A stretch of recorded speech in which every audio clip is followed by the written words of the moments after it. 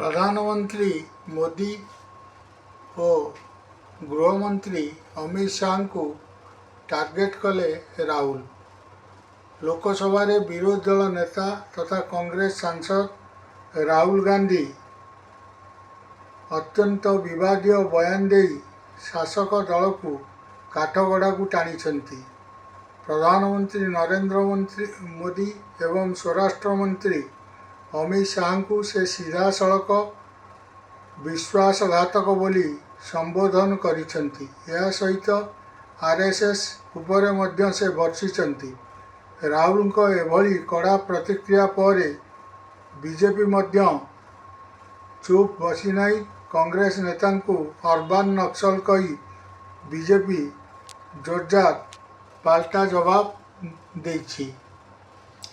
निज संसदीय क्षेत्र रायबरेली गस्त अवसर में एक जनसभा को संबोधित करी राहुल गांधी कहते जे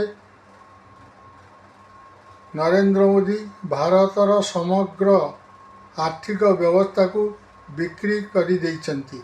से कहते देश को एक बड़ आर्थिक झड़ मारी आसुची।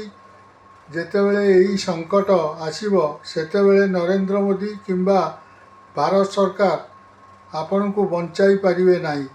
सेतेबेले सेमाने आपणक सामने कांदिबे एवं कहिबे जे एथिरे मोर कौनसी भूल नाही, किंतु मु आपण को आगुआ कही रखुची यही सब संकट पाई केवल प्रधानमंत्री और गृहमंत्री एवं आरएसएस दायी।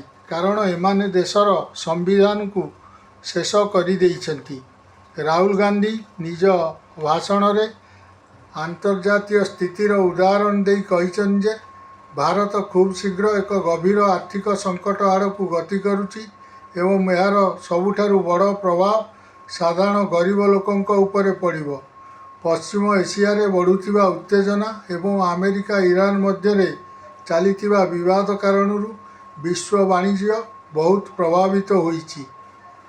हॉर्मुज प्रणाली अशांत थिबारु अशोधित तैल और अन्यान्य जरूरी सामग्री आमदानी बाधाप्राप्त होब। या द्वारा आगामी दिन में देश में पेट्रोल, डीजेल, गैस एवं दैनंदिन व्यवहृत जिनिसपत्र दाम आकाश छुआ हेब।